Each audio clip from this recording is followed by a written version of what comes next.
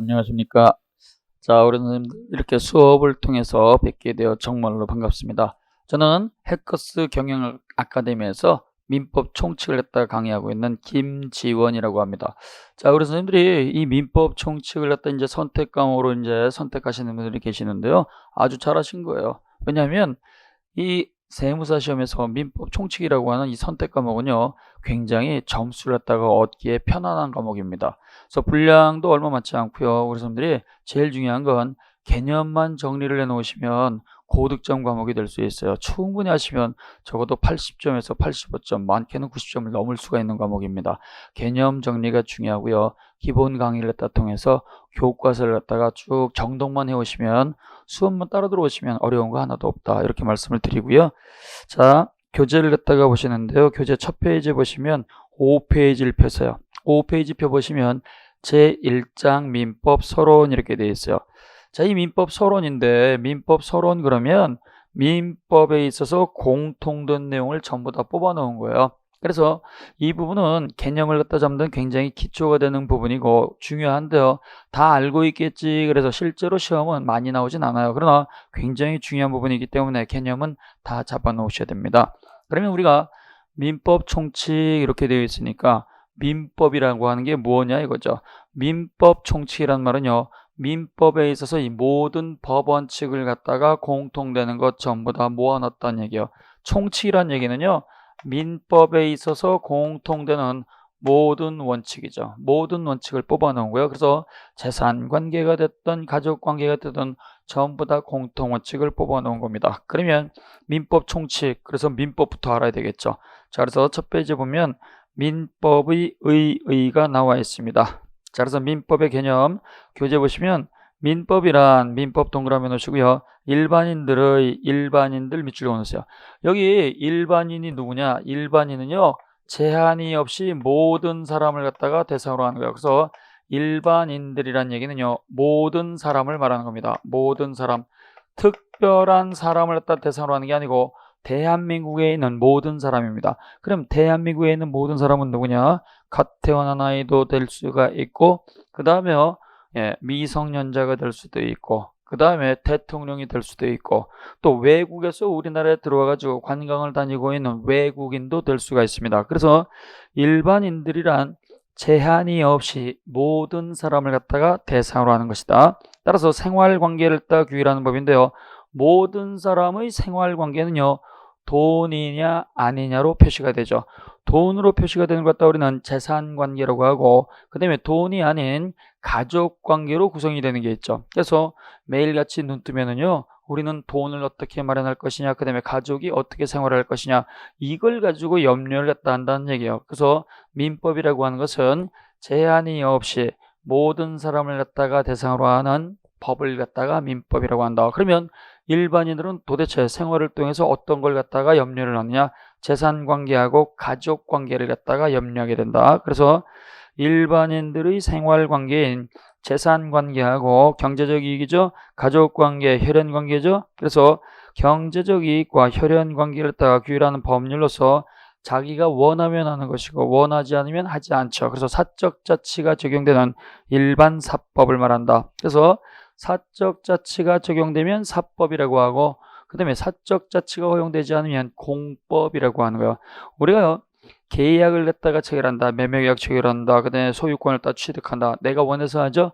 그 다음에 혼인을 한다, 내가 원해서 하는 거죠. 그래서 사적 자치가 허용되는 대표적인 일반 사법입니다. 그러면 이러한 민법은요, 어떠한 지위를 갖느냐? 자, 그래서 양과라 1번에 보면 민법은 사적 자치가 허용되기 때문에 사법이고 공법이 아니다. 공법은요, 사적 자치가 허용되지 않아요. 국가하고 국민 사이의 관계예요. 국가하고 국민 사이. 국가가 있을 때 국가를 또 유지하기 위해서요, 국민들한테 일정한 의무를 갖다 요구하는 거예요. 그래서 국가하고 국민 사이는 대등한 수평 관계가 아니고요, 수직 관계가 되고, 수직 관계. 이럴 때 우리는 복종 관계 그러죠. 복종 관계. 이럴 때 우리는 불평등 관계 그래요. 자, 그래서 국가에 대해서 국민이 의무를 갖다 부담하는 게 가장 대표적인 것이 국방의 의무라든가 근로의 의무라든가 교육받을 의무라든가 납세의 의무가 있죠. 이런 것들은 사적 자치가 허용되지 않습니다. 세금을 냈다가 부과를 했더니 내가 원하는 만큼 돈벌이를 하지 못했으니까 나는 세금을 낼 수 없습니다. 이렇게 떠드는 거 허용되지 않죠. 그래서 민법은 대등한 지위에서 수평관계로 하는 거예요. 계약하시겠습니까? 네, 계약해 드릴게요. 이렇게 대등한 관계죠. 혼인해 주시겠습니까? 네, 혼인해 드릴게요. 이런 대등한 관계이기 때문에 민법은 사법관계로서 수평관계, 대등관계를 갖다가 규율하는 것이고 공법이 아니라는 얘기예요. 자, 그래서 민법은 사적 자체가 허용되기 때문에 사법이다. 자, 근데요, 이러한 것들은 공법적 요소하고 사법적 요소를 갖다가 동시에 갖고 있는 중간법이 출현하기 때문에 이때 사법과 공법의 구별은 좀 어려워지죠. 그래서 노동법이라든가 근로기준법이라든가 경제법이라든가, 자, 예를 들어서 근로계약 체결은 자유지만 분쟁이 있을 땐 국가가 관여하게 되겠죠. 그러니까 공법적 요소라든가 사법적 요소를 동시에 갖고 있는 이런 섞여 있는 법들이 많이 나오게 되면 공법과 사법의 구별은 어려워지게 된다. 박스에 보면 핵심 정리가 있습니다. 자, 1번 사법상 권리 침해는 민사소송을 통해서 해결하고 공법상 권리 침해는 행정소송에 의해서 해결하게 된다. 자, 직장을 다닙니다. 부당하게 해고당했어요. 그럼 민사소송으로 가겠죠. 대등한 지위니까. 근데요, 국가가요, 공무원을 딱 파면을 했어. 근데 이 파면이 잘못됐어. 그러면 행정소송으로 하는 거예요. 그래서 공법관계하고 사법관계는 적용하는 이념이 다르기 때문에 이때는요, 그 적용 법규가 다르게 된다. 그러나 2번에 보면 국가기관이라고 하더라도요, 일반인의 지위에서 거래를 하는 경우가 있어요. 국가의 토지를 갖다가 일반인에게 빌려주고 월세를 받는다. 대부행위, 임대차 같은 거. 그 다음에 국가기관이 일반인한테 가서 물건을 샀어. 왜? 야유회 가려고. 이러한 경우에는요, 국가기관이 일반인하고 거래했다고 하더라도 일반인의 지위에서 거래했으니까 행정소송이라든가 행정심판에 의한 게 아니고 이때는 민사소송에 의하게 된다. 그 다음 그 밑에 박스에 보세요. 양거로 이번에 보면 민법은 일반인들 모두에게 적용되는 일반사법이고 특별한 사람한테 적용되는 특별사법이 아닙니다. 사법은 크게 두 가지가 있어요. 그게 일반법인 민법이 있고 그 다음에 상법이라고 하는 게 있어요. 상법은요, 일반인을 대상으로 하는 게 아니고 상인을 대상으로 하는 거예요. 상인은 누가 있느냐? 각종 회사예요. 회사는 돈벌이 하잖아요. 그러니까 이 회사는요, 돈벌이 이윤 추구를 갖다 많이 하기 때문에 아주 영악한 집단이고 아주 기술적인 집단입니다. 그래서 일반인들보다 월등히 뛰어나기 때문에 이때 상인을 갖다가 대상하는 특별법을 둔 거예요. 그래서 상인들도 자기가 원했을 때 계약하죠. 회사도 자기가 원했을 때 계약하기 때문에 사적 자치가 허용이 되는 거예요. 자, 그래서 민법은 일반사법이고 상법은 특별사법이다. 그러면 이걸 왜 구별을 하냐? 일반법은 모든 사람한테 적용이 되고 특별법은 특별한 사람한테 적용이 되는 거예요. 그러니까 이때 일반법하고 특별법이 충돌하게 되면 그 법을 다 적용하는 게 아니고 힘센 법, 특별법 우선의 원칙이 적용되는 거예요. 그래서 왼쪽 5페이지 맨 밑에 보면 반가로 3번에 특별법 우선의 원칙을 적용한다. 갑과 을, 김씨하고 이씨, 이런 사람들이 계약을 해가지고 분쟁이 있다. 그래서 법원에 갔어요. 법원에 가서 소송을 제기했더니 이때 법원의 판사가요, 법전을 찾아보니까 민법전에도 규정이 있어, 상법전에도 규정이 있어. 그러면 그 법의 개수만큼 소송을 하게 되면 이때는 돈이 너무 많이 들어가요. 왜? 변호사를 여러 번 선임해야 되니까. 그래서 이때는요, 경제적 이유로서, 소송 경제적, 돈을 적게 들이기 위해서 법 하나 가지고 재판을 하는 거예요. 그래서 법이 여러 개 있을 때는 법의 개수만큼 소송하는 게 아니고 특별법 우선의 원칙이 적용이 된다. 따라서 갑과 을이라든가 김씨라든가 이씨라든가 분쟁이 있을 때는요, 민법의 규정이 있다, 상법의 규정이 있다. 그러면 민법은 처음부터 적용하지 않고 상법을 갖다 정해서 분쟁을 해결하게 됩니다. 이걸 뭐라고 한다? 특별법 우선의 원칙. 그래요. 그 다음 6쪽 오른쪽 페이지 보면 민법은 실체법이고 절차법이 아닙니다. 실체법은요, 실체를 확인해 주는 거예요. 실체가 뭐죠?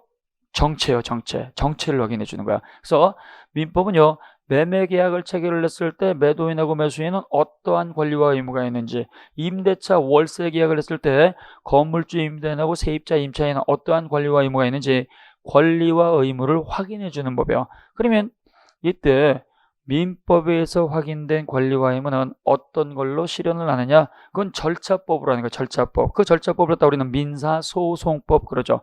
자, 갑과 을이 매매 계약을 체결했어요. 매수인이 돈 다 줬어. 근데 매도인이 권리를 안 줘. 그러면 싸움이 났죠. 그럼 이때 소송을 하는 거야. 소송을 하게 되면 이때는요, 민사소송법에서 강제 집행 절차에 들어간다는 얘기죠. 자, 그래서 민법은 당사자 간의 계약 관계가 있을 때 그 계약을 통해서 발생하는 권리와 의무가 어떠한 것인지 확인해 주는 법으로서 실체법이 되고, 확인된 권리와 의무를 따라 당사자가 실현하지 않으면 국가가 정해놓은 절차에서 강제 실현하는 걸 따르는 절차법이라고 하는 겁니다. 자, 그래서 이러한 절차법은 민사소송법입니다. 자, 그래서 반가로 2번에 보면, 자, 실체법인 민법은 일반인들의 생활 준칙으로 개인이 지켜야 할 행위 규범인 동시에 일반인들 사인 사이에서 분쟁이 있을 때 분쟁을 해결하기 위한 재판의 기준이 되는 재판 규범으로서의 성질을 동시에 갖고 있습니다. 자, 그래서 민법은 행위 규범인 동시에 재판 규범이다. 행위 규범은요, 국민을 갖다가 상대로 쓰는 말이에요. 국민을 상대로. 국민 여러분, 멋대로 생활하지 말고 민법이 정해놓은 법을 지키면서 생활하세요. 이게 행위규범이죠. 근데 재판규범은요, 국민을 대상으로 쓰는 게 아니고 법원에 있는 판사들한테 쓰는 말이에요. 판사 여러분, 멋대로 재판하지 말고 민법에 정해져 있는 법대로 재판하세요. 그래서 민법은 행위규범인 동시에 재판규범 두 가지 성질을 갖습니다. 간단하게 정리합니다. 민법은 일반인들의 생활관계, 재산관계, 가족관계를 규율하는 일반사법이다. 민법은요, 사법이다, 일반법이다, 실체법이다. 민법은 행위규범인 동시에 재판규범의 성질을 동시에 갖고 있다. 정리되셨죠? 자, 그 다음에 두꺼운 고딕체로 되어 있는 2번 제목을 보세요. 6쪽에 보면 형식적 의미의 민법과 실질적 의미의 민법 이렇게 나와 있죠. 자, 민법을 공부할 때 형식적이다 그러면 좁은 뜻이에요. 좁은 뜻. 실질적이다 그러면 넓은 의미입니다. 자, 그래서 좁은 의미의 민법은 대한민국에 딱 하나밖에 없어요. 형식적 의미의 민법은요, 이름 그 자체가 민법이라는 이름의 법을 말합니다. 민법이라는 이름의 법을 갖다 우리는 민법전이라고 하죠. 우리가 해방이 됐어요. 나쁜 놈들한테 나라를 갖다 빼앗겨가지고, 그 나쁜 놈들이 일본이잖아요. 일본 놈들한테 나라를 갖다 빼앗겨가지고 드디어 해방이 되는데, 해방된 건 좋은데 당장 쓸 법이 없어요. 당장 쓸 법이 없어서 우리는 법의 커다란 체계를 독일에서 수입을 했습니다. 독일에서 수입을 했다고 하더라도 당장 쓸 수는 없잖아요. 그래서 45년도 8월 15일 날 해방이 되고 나서 법을 갖다가 수입을 해가지고 다듬어가지고 이걸 갖다가 드디어 만들었어요. 언제 만들어졌느냐? 다 만들어진 게 58년 개띠에 2월 22일 날 만들어졌어요. 그래서 58년도 2월 22일 날 민법이 제정이 되고 만들어지고 세상에 알려졌어요. 공포가 된 거예요. 그러나 이걸 갖다가 당장 쓴다 그러면 법에 대해 관심이 없는 일반인들한테 혼란을 줄 수 있기 때문에 58년도 2월 22일 날 제정이 되고 공포가 됐다고 하더라도 유예 기간을 둬가지고 60년 1월 1일부터 시행이 된 거예요. 그러면 이때 만들어진 민법을 따르는 민법전이라고 하고, 대한민국에 여러 개의 많은 법들이 있잖아요. 헌법도 있고 민법도 있고 행정법도 있고 형법도 있고 많은 법들이 있는데, 그 많은 법들 가운데에서 민법이라는 이름을 갖고 있는 법은 딱 하나밖에 없어요. 그게 형식적 의미의 민법입니다. 그래서 형식적 의미의 민법은 민법전을 말하는 것이다. 민법전 괄호 쳐놓으시고요. 그 다음 2번 실질적 의미의 민법은 뭐냐? 넓은 개념의 민법을 말합니다. 민법이라는 이름은 아니라고 하더라도 민법과 똑같이 일반인들의 생활관계를 규율한 다른 이름의 법들이 있어요.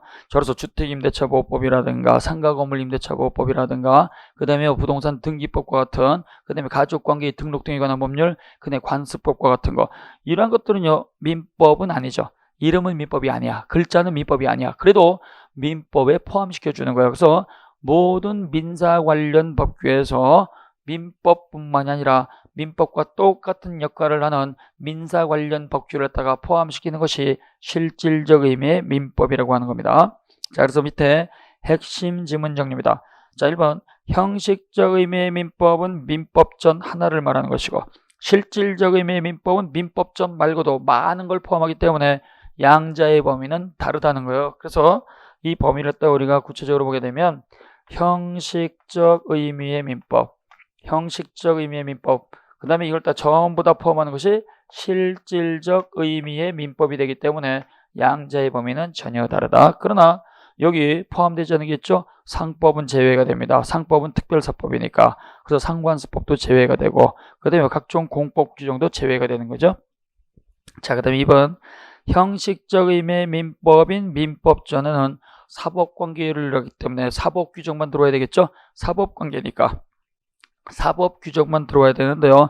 이질적 요소로서 공법규정도 존재합니다. 이게 우리 민법전의 특징이에요. 그래서 민법전에는 사적 자치를 위한 사법규정만 있는 게 아니고 공법적 규정도 존재합니다. 어떤 게 있느냐? 법인이 있어요. 법인은 쉽게 회사 같은 게 있잖아요. 영리법인 같은 거. 이러한 법인에 이사라든가 감사가 벌 받을 짓을 하게 되면 벌 받아야 되겠죠. 이러한 이사 감사의 벌칙 규정이 민법전에 들어와 있습니다.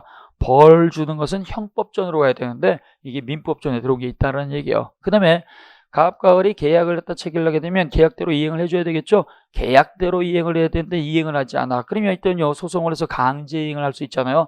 이때 강제이행은 권리 실현이기 때문에 민사소송법으로 가야 되는데 민법에 들어와 있다는 겁니다. 자, 그 다음에 3번에 보면 민법 총칙의 성격입니다. 자, 그래서 이 민법이라고 하는 것은 우리는 지금 총칙만을 갖다가 공부하지만 민법은요, 그 구조가 어떻게 되느냐. 자, 민법은 일반인들의 생활관계를 규율하는데요. 생활관계는 재산관계가 있고 가족관계가 있어요. 그러면 이 재산관계는요, 물건에 대한 권리를 갖다가 주장하는 게 있죠. 내가 토지 갖고 있어, 건물 갖고 있어, 이거 내 거야. 물건에 대한 권리를 물권이라고 하고요. 계약을 체결을 해가지고 상대방한테 일정한 행위를 요구하는 걸 채권이라고 그래요. 그래서 물건에 대한 권리, 물권이 있고 계약을 통해서 매매계약 체결했다, 임대차 계약 체결했다, 상대방한테 권리 주장하는 거 있죠. 계약을 통해서 발생하는 게 채권이 되는 거예요. 그 다음에 가족관계죠. 우리는 가족관계는요, 혼인을 통해서 가족이 만들어지는 거야. 혼인을 통해서 가족이 결정이 되는 걸 우리는 친족이라고 하고, 가족 사이에서 돌아가신 분이 계셨다. 그 재산을 갖다가 넘겨받는다. 이게 바로 상속이죠. 자, 그래서 이렇게 친족과 상속 이렇게 둘로 또 나눠집니다. 그래서 이 재산관계하고 가족관계는요, 물건에 대한 권리, 물권이 있고 계약을 통해서 상대방한테 요구할 수 있는 채권이 있고 그 다음에 혼인에 의해서 가족이 결정하는 친족이 있고 가족 사이에서 재산을 갖다가 넘겨가는 상속이 있어요. 이걸 전부 다 공통으로 적용하는 법 원칙을 갖다가 우리는 민법 총칙이라고 하는 거예요. 그래서 민법 총칙은 재산관계하고 가족관계에 공통 적용되는 모든 원칙을 뽑아놓은 것이고, 따라서 우리 민법은요, 민법 총칙을 1편이라고 불러요. 1편. 그 다음에 물권을 갖다가 2편이라고 부르고, 그 다음에 채권을 갖다가 3편이라고 부르고, 그 다음에 친족을 4편, 그 다음에 상속을 5편이라고 부릅니다. 이렇게 5개의 편으로 되어 있죠. 그러면 민법 총칙은 재산관계, 가족관계, 공통원칙을 전부 다 뽑았으니까 논리적으로는요, 재산관계에도 다 쓰고 가족관계에도 다 써야 되겠죠. 그러나 현실은 그렇지 않습니다. 총칙 규정은 재산관계에는 전부 다 써요. 전부 다 쓰는데 이때 가족관계는 일부만 쓰는 겁니다. 일부. 왜 그러느냐? 재산관계는 경제적 이익을 대상으로 하죠. 돈벌이니까 자기한테 이득이 되면 하고 손해가 되면 안 하는 거예요. 그래서 재산법에는 민법 총칙 규정을 다 쓰지만 가족관계는요, 돈으로 해결하는 규정은 못 쓰는 거예요. 돈으로 해결하는 것은 가족관계에 적용하지 않습니다. 돈을 많이 벌어오면 가족이고 돈을 안 벌어오면 가족이 아니다. 이런 논리는 적용하지 않잖아요. 그래서 가족법에는 총칙 규정을 다 쓰는 게 아니고 일부만 쓴다. 일부만. 자, 그래서 그 내용이 그 다음 페이지 7쪽에 보시면 자, 박스에 들어가 있는데요. 이 박스는요, 별표를 갖다 해놓으시고 지금 당장 보지 마세요. 왜냐하면 지금 처음 공부하시는 분들은요, 이제 민법의 개념을 잡아가고 있는데요. 이걸 다 배웠을 때 그때 복습하는 거예요. 이거는 다 배우고 나서 우리가 정리할 때 다시 한번 보도록 합니다. 문제풀이 과정에서 봐도 충분한 거예요. 지금은 요거 신경 쓰지 마시고 별표만 해놓으세요. 복습할 때 보시는 거야. 끝까지 갔다 온 다음에 그때 보면 그때는 정리를 해야 되는 거죠. 자, 그 다음에 오른쪽 8쪽을 보세요. 8쪽을 보면 자, 제2절 민법의 법원 이렇게 나와 있죠. 이 민법의 법원은 별표 3개입니다. 이거는 100% 나오는 거예요. 자, 그래서 민법 서론 파트에서 100% 나오는 것이 바로 민법의 법원입니다. 자, 법원이라는 글자를 들어봤을 거예요. 법원. 근데요, 이 법원은 두 가지 의미가 있습니다. 자, 우리가 일반적으로 소송하러 간다. 그럼 법원에 간다. 그러죠. 그때 말하는 그 법원이 여기서 말하는 법원하고는 전혀 다른 거예요. 판사가 근무하면서 땅땅땅 두들게 되는 장소적 개념의 법원이 아니고 이건 분쟁이 있었을 때 판사가 써먹을 수 있는 법의 종류를 말합니다. 자, 그래서 갑이라고 하는 분이 있고 을이라고 하는 분이 있어요. 법률 관계가 있어. 근데요, 소송이 붙었어요. 소송이 붙어가지고 법원에 갔어요. 법원에 가가지고 법원 판사한테 소송을 제기합니다. 소송을 갖다 제기하게 되면 이때 법원의 판사는요, 멋대로 재판하는 게 아니고 두 사람을 갖다가 해결할 수 있는 법을 가지고 재판하는 거야. 자, 그래서 민법 제2절 민법의 법원은요, 분쟁이 있었을 때 법원의 판사가 써먹을 수 있는 법의 종류를 갖다 우리는 법원이라고 하는 거예요. 조금 더 쉽게 판사가 사용하는 법을 갖다 우리는 뭐라고 하냐? 법원이라고 하는 거예요. 판사가 써먹는 법의 종류, 판사가 써먹는 법을 갖다 우리는 유식하게 남들 못 알아듣게 법원이라고 하는 거예요. 법원. 자, 그래서 법원 그러면 법이다 이렇게 하면 돼요. 어떤 법이요? 판사가 적용하는 법. 그래서 갑과 을 당사자가 분쟁이 있어서 소송을 따 제기하게 되면 이때 법원의 판사가요, 법을 가지고 재판하게 되고 그때 판사가 쓰는 법을 갖다 우리는 법원이라고 하는 거예요. 법원. 그래서 민법 제1조의 규정이 들어가 있습니다. 자, 그래서 이 민법의 법원은요, 판사가 사용하는 법을 갖다가 말하는 것이고 이때 법원은 크게 글자로 된 법, 성문법하고 글자 아닌 법, 불문법 두 가지로 나눌 수가 있어요. 자, 2번 민법의 법원. 드디어 조문 하나 나왔죠? 자, 이 조문은 굉장히 중요한 조문입니다. 이 조문도 별표 놓으시고 조문 그 자체를 시험 문제 많이 냅니다.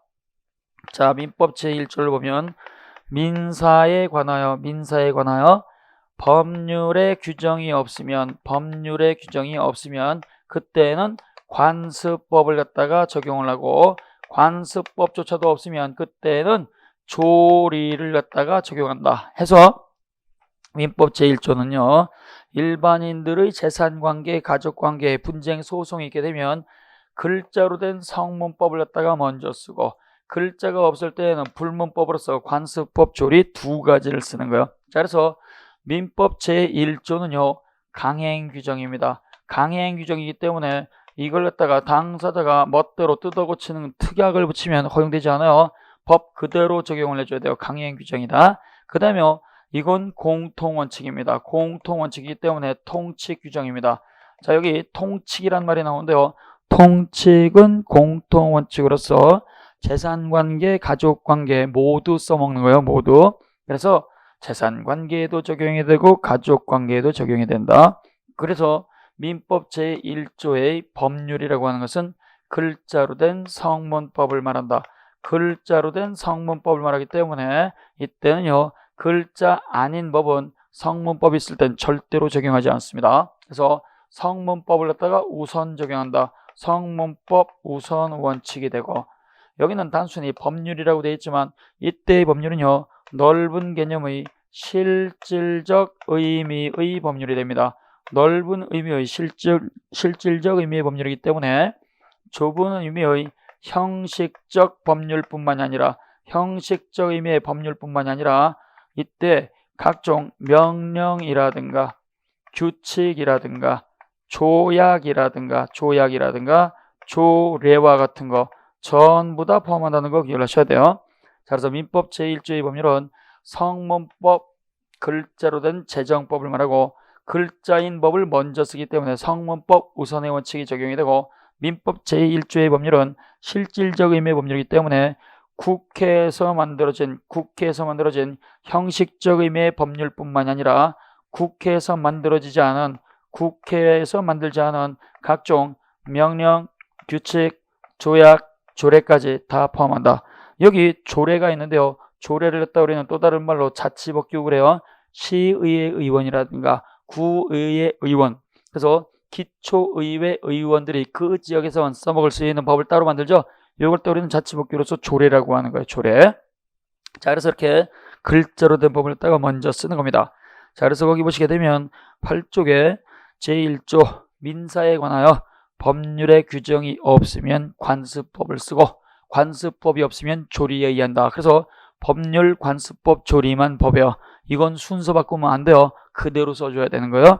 그래서 거기 양괄호 1번 제목에 보면 실질적 의미의 법률 밑줄 읽어놓으시고요. 그 다음에 반괄호 1번에 법률, 여기서 말하는 법률은 국회 제정법이죠. 국회에서 국회의원들이 땅땅땅 두들겨서 통과시킨 국회에서 만든 법을 갖다 우리는 형식적 의미의 법률이라고 하는 거예요. 형식적 의미의 법률. 그 다음에 반괄호 2번에 보면 명령, 그 다음에 3번에 보면 대법원 규칙이죠. 그 다음에 조약, 그 다음에 조례, 이런 것들 전부 다 법률에 포함이 된다. 그래서 실질적 의미가 되는 거예요. 그 다음 9쪽에 보시면 박스 메뉴에 있는 거 민법 제1조 법원의 내용. 민법 제1조 법원은 한 글자로 법입니다.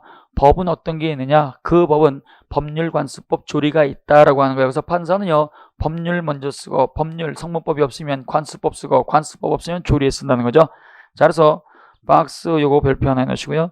민법에 있어서 판사가 적용하는 법의 종류와 적용 순서를 정하고 있다. 성문법 우선 원칙을 적용하고 있다. 따라서 민법 제1조 관습법은 무조건 글자로 된 법, 성문법이 없을 때 적용하기 때문에 성문법이 없는 부분만 채워준다. 그래서 민법 제1조의 관습법은 성문법이 없을 때 채워준다. 그래서 보충적 효력이라는 말을 쓰는 거예요. 또 조리도 법으로 인정을 해주죠. 왜? 민법 제1조에 조리가 들어가 있으니까 조리도 법입니다. 그러면 조리는 뭐냐? 조리는 양심을 말하는 거예요. 양심. 자, 아무것도 없어. 그때는요, 인간의 기본적 양심을 가지고 재판할 수밖에 없다는 얘기예요. 자, 그 다음에 4번에 보면 민법 제1조에서 말하는 법률은 실질적 의미의 법률을 말하기 때문에 국회에서 제정한 형식적 의미의 법률뿐만이 아니라 국회에서 만들지 않은 각종 명령, 규칙, 조약, 조례도 포함하게 된다. 그 다음 그 밑에 두 번째 박스 나와 있잖아요. 성문법주의하고 불문법주의. 자, 그래서 성문법주의는 글자로 되어 있으니까 확인하기 좋죠. 불문법주의는요, 이거는요 글자로 인쇄가 안 된 거예요. 글자로 안 되어 있으니까 확인하기 어렵겠죠. 그래서 우리는 성문법으로서 되어 있으면 법전으로 만들어서 관리하기 좋다, 명확하다. 그러나 이러한 것들은 글자로 만들어졌기 때문에 시대적 상황을 따라가지 못하니까 사회 변천을 갖다가 제대로 받아들일 수 없다는 단점이 있습니다. 읽어보시면 되고요. 자, 그래서 도표 읽어보시면 되고, 그 다음에 중요한 것이 도표 밑에 관습법이 나와 있습니다. 자, 양괄호 2번에 보면 관습법 나오죠. 이 관습법을 갖다가 따로 시험 문제 또 많이 냅니다. 그래서 거기 관습법을 갖다가 우리가 정리하게 되면 이 관습법이라고 하는 것은 관습법이 도대체 뭐냐? 관습법의 그 다음에 관습법이 만들어지기 위해서는 어떠한 요건을 갖춰야 되느냐? 관습법의 성립 요건. 그 다음에 이 관습법이라고 하는 것은 그러면 요건을 갖추면 언제 만들어졌느냐? 생성시기, 또 다른 말로 관습법의 성립시기. 그래요. 성립시기 그러면 만들어질 때를 말하는 거죠. 그러면 이러한 관습법은 우리가 만들었기 때문에 반드시 법원의 판결을 통해서 세상에 확인이 돼야 돼요. 관습법의 확인된 관습법은 어떤 게 있느냐? 그래서 판례를 통해서 확인된 관습법은 모두 5가지가 있다. 5가지. 그러면 이러한 관습법이 있게 되면 이 관습법은요, 누가 주장 증명할 것이냐? 그래서 관습법의 주장, 관습법이 있느냐 없느냐, 관습법이 법이냐 아니냐, 주장 입증이죠. 주장 입증은 누가 하느냐? 관습법은 법이죠. 법이니까 이건요, 법원의 직권고려사항입니다. 당사자의 주장 증명을 기다릴 필요가 없이 법원이 직권고려하는 거예요. 판사님, 이게 법이니까 이걸 해줘. 그랬을 때 판사는 뭐라고 하느냐? 그거는요, 당신들 생각이야. 당신들 생각이고 우리 전문가인 판사들이 볼 때 이건 법이 아니야. 그러니까 가만히 계세요. 이렇게 할 수 있기 때문에 관습법의 주장 증명은 1차적으로 법원이 직권고려하는 겁니다. 그러면 이때 관습법의 효력은 어떤 게 있느냐? 민법 제1조 관습법의 효력은요, 무조건 보충적 효력이죠. 글자로 된 법률이 없으면 관습법에 의하고 관습법이 없으면 조리를 쓰기 때문에 순서는 바꿀 수 없다 그랬죠. 민법 제1조는 무조건 보충적 효력. 근데요, 물권 법정주의하고 상법 제1조는 또 다르죠. 그 다음에요, 사실인 관습과의 구별. 사실인 관습이라고 하는 게 있어요. 이 사실인 관습하고 관습법은 전혀 다른 거기 때문에 이건 구별이 된다. 차이점이 있다는 얘기예요. 요걸 우리가 정리하셔야 돼요. 자, 그래서 하나씩 봅니다. 자, 2번 관습법입니다. 의가 나왔죠. 관습법이 도대체 뭐냐 이거요. 이 관습법은요, 사회생활을 하는 우리들이 만드는 거예요. 우리가 사회생활을 하다 보면 관행을 갖다가 할 수 있어요. 관행을 저지를 수 있다는 얘기죠. 관행은 뭐냐? 반복되는 행위를 말하는 거예요. 갑이라고 한 사람이 행동을 했어. 아주 마음에 들어. 그러니까 을도 따라하고 병도 따라하고 따라쟁이들이 생겨요. 그럼 이때 많은 사람들이 이걸 따라하게 되면 그건 관행이 되겠죠. 관행이 되면 이때는요, 너희들은 그렇게 나는 그걸 갖다가 다른 방식으로 할 거야. 이때는 법이 아니에요. 근데요, 그러한 관행을 야 모든 사람이 다 그렇게 하니까 아예 처음부터 모두 그렇게 하기로 하자. 모두 그렇게 하기로 하자. 그러면 그때는 법으로 바뀐다는 얘기예요. 그래서 모두 그것을 지켜야 돼. 모두 그렇게 하자. 이걸 갖다가 만들면 그때 비로소 법적 확신이 생기는 겁니다. 그래서 관습법이라고 하는 것은 사회생활을 하는 우리 일반인들이 관행을 갖다가 저질러 놓고 그 관행을 갖다가 관행으로 놔두는 게 아니고 다 같이 지켜주자라고 해서 법적 확신을 부여한 게 바로 관습법이다. 그래서 관습법이 만들어지기 위해서는요, 반드시 관행이라고 볼 만한 게 있어야 되고, 그 다음에 법적 확신을 갖고 있어야 돼요. 법적 확신. 법적 확신이라고 하는 건요, 법이니까 다 같이 지키자라고 하는 거죠. 그래서 법적 확신이 있게 되면 관습법은 이미 만들어진 거예요. 근데 이게 만들어졌는데 언제 세상에 알려지느냐? 판결을 통해서 확인이 되는 거예요. 갑이라고 하는 사람하고 을이라고 하는 사람이 분쟁이 있어가지고 법원에 가서 소송을 했어요. 소송을 했더니 법원의 판사가 법을 막 찾아봤는데 글자로 된 성문법이 안 보이는 거예요. 글자로 된 성문법이 안 보이니까 그때는요, 관습법을 찾아봅니다. 관습법을 찾아보니까 A라고 하는 관습법이 있어. 잘 됐다. 글자로 된 성문법이 없으니까 글자 아닌 관습법을 가지고 해결을 해야 되겠다. 그래서 판결을 하죠. 두 분 사이에서 분쟁이 있어서 판결을 합니다. 글자로 된 법이 없어가지고 관습법 A를 갖다가 적용을 합니다. 그래서 갑이 권리자, 을이 의무자. 이렇게 하게 되면요, 그게 관습법이었네? 라고 사람들이 그때 알게 된다는 얘기죠. 그러나 이때 관습법은 법원의 판결을 통해서 존재가 확인이 되는데요. 이때 법원의 판결을 통해서 없는 관습법을 법원의 판사가 만든 게 아니에요. 글자로 된 성문법이 없으니까 우리들이 미리 만들어 놓은 걸 갖다 쓰겠다고 하는 거죠. 그러니까 갖다 쓰는 것에 불과하기 때문에 관습법은 판결이 있었을 때 만들어진 게 아니고 법적 확신을 했다가 얻었던 때로 소급해서, 과거로 되돌아가면 소급, 돌아가지 않으면 불소급 그러는 거예요. 그래서 처음으로 되돌아가서 법적 확신을 얻었던 때, 요때 이미 만들어진 거예요. 관행이 시작된 때도 아니고 관행이 반복된 때도 아니고 법적 확신을 갖다가 얻은 때로 되돌아가서 소급해서 법적 확신이 있었을 때 관습법은 만들어진 것이다. 그러면 이렇게 판결을 통해서 확인된 관습법은 어떤 게 있느냐? 자, 그래서 판결을 통해서 확인된 관습법은요. 자, 그 다음 한 페이지 넘어가면은요, 11쪽에 반괄호 5번에 나와 있어요. 판례가 인정한 관습법. 이건 기계적으로 기억하시면 돼요. 우리는 주관 시간이죠. 주관 시간이니까 그냥 우리가 내용만 기억하면 돼요. 자, 5가지는 바로 양관사, 명분이라고 하는 게 있습니다. 양관사 명분이에요. 양관사 그러니까 왠지 해인사 같기도 하고, 그 다음에 불국사 같기도 하고. 근데요, 이건 절과 비슷하죠. 자, 그래서 양관사라고 하는 절이 있는데 그 절 주지스님이 명분을 갖고 있는 거예요. 명분을, 이유가 있다는 얘기죠. 주지스님이 뭔가 저질렀는데 그 행위를 따가 할 때 이유가 있었다는 얘기예요. 양관사 명분입니다. 여기 양은요, 동산양도담보를 말하는 거예요. 동산양도담보. 동산은요, 카메라 같은 거, 시계 같은 거, 이걸 동산이라고 하잖아요. 자, 그래서 그러한 동산 양도, 소유권을 넘겨주고 돈 빌리는 거예요. 쉽게 지금은 잘 쓰지 않지만 전당포 사장님한테 찾아가가지고 소유권 넘겨주고 돈 빌려 쓰는 거, 친구한테 소유권 넘겨주고 돈 빌려 쓰는 거, 이걸 따 우리는 동산양도담보라고 합니다. 그 다음에 관습법상의 법정상권, 글자로 된 성문법은 없는데 토지를 갖다가 빌려 쓸 수 있는 권리. 갑이라고 한 사람이 토지도 갖고 있고 건물 갖고 있는데 을이 건물만 샀어. 그럼 이때 건물만 샀을 때요, 내 땅이 아니죠? 근데 건물은 달팽이가 니까 들어가지 못하죠. 그래서 건물만 취득한 사람은 토지 소유자한테 무조건 빌려 쓸 권리를 인정해 주자라고 하는 것이 바로 관습법상의 법정지상권. 그 다음에 사실혼제도. 사실혼이라고 하는 건요, 정상적인 부부예요. 정상적인 부분인데요, 혼인신고가 없어. 그럼 이때는 어떻게 돼요? 혼인신고를 따 전제로 한 것은 주장하지 못하지만 그때 혼인신고와 상관이 없는 것은 다 인정해 주자는 얘기예요. 그래서 이 관습법은요, 불륜관계를 따 우리가 보호할 수는 없어요. 그래서 정상적인 것을 따 보호하기 때문에 헌법이라든가 강행질서라든가 선량한 풍속 위반하는 관습법은 인정하지 않고 정상적인 걸. 그래서 사실혼제도는 정상적인 부분인데 혼인신고가 없는 경우에는 신고가 없이 적용할 수 있는 건 우리가 인정해 주자라고 한 제도입니다. 그 다음에 명인방법. 명인방법은요, 드러내놓고 소유권 표시하는 거예요. 내 거니까 손대지 마. 해가지고 내 거니까 손대지 마라고 해가지고 울타리를 갖다가 치거나 이름표 붙이는 거, 이걸 또 우리는 명인방법이라고 하는 거야. 명인방법.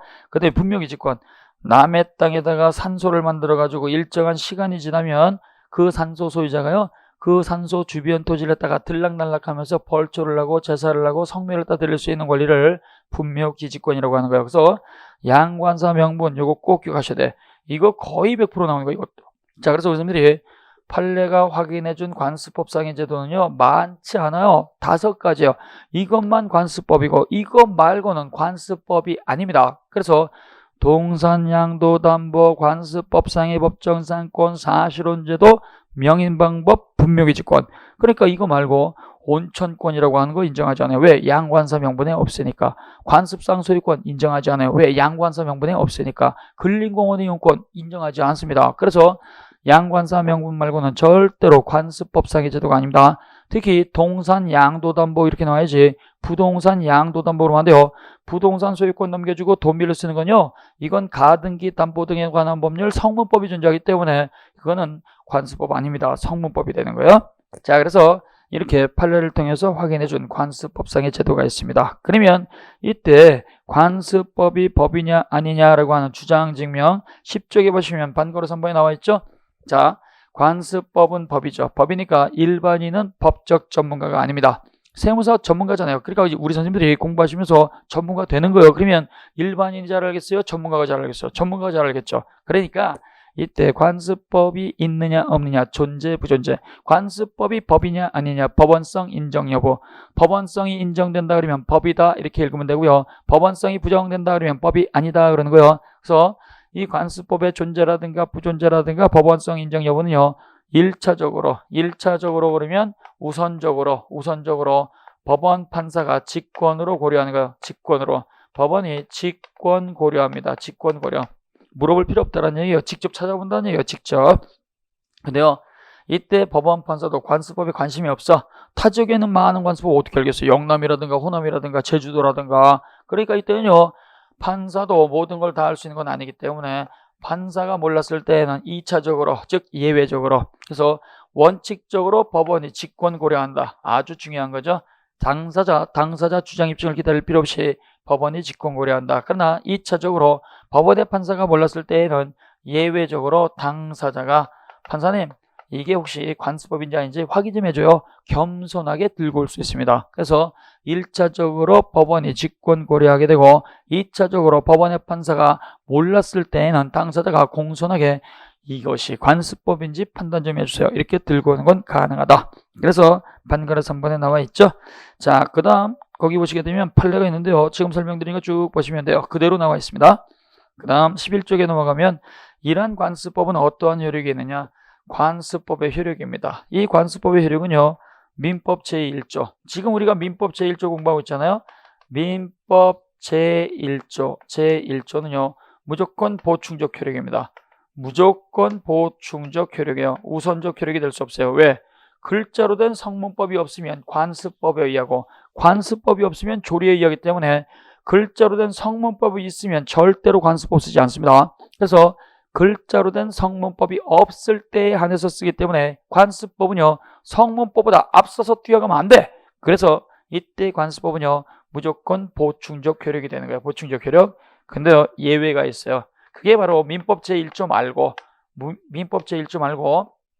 물권에 있어서 물권 185조 조문이 있는데요. 이게 물권 법정주의 그래요.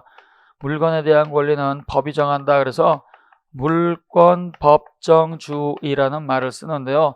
이 물권 법정주의가 되면 물권의 종류와 내용은 법률 또는 관습법에 의한다. 법률 또는 관습법. 여기 또는이라고 되어 있죠. 또는은 대등한 거죠. 이거 아니면 이거란 뜻입니다. 따라서 물권 법정주의는요. 대등적 효력을 인정한다. 힘이 같다라는 얘기예요. 따라서 법률로서 관습법을 고칠 수도 있고 관습법으로서 법률을 고칠 수도 있다. 그래서 대등적 효력은 또 다른 말로 힘이 같으니까 서로를 통제할 수 있다. 그래서 변경적 효력이 인정이 됩니다. 그 다음에 상법 제1조. 상법 제1조입니다. 상법 제1조는요. 상사 분쟁이 있을 때, 자 회사와 회사 상인들끼리 분쟁이 있을 때는요. 성문상법을 먼저 쓴다. 성문상법. 성문상법이 없으면 그때는 상관습법을 쓴다. 상관습법. 상관습법조차도 없다. 그러면 민법을 쓴다. 민법.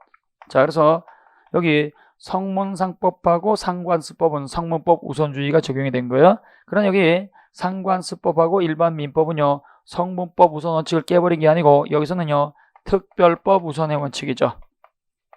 상관습법은 관습법이라고 하더라도 상법이니까 일반 민법에 우선하는 거예요. 그래서 상관습법은 일반 민법에 대해서는 우선적 효력을 갖는다. 그것이 11쪽 반가로 써본 관습법의 효력, 원칙 보충적 효력이다. 동그라미 2번에 예외적으로 변경적 효력 내지 대등적 효력 또는 우선적 효력, 거기에 다 나와 있습니다. 자, 그 다음에 판례가 인정한 관습법은 무조건 양관사 명분 이렇게 정리하시고요. 그 다음에 반가로 6번에 보시면 관습법과 사실인 관습의 구별 이렇게 나와 있죠.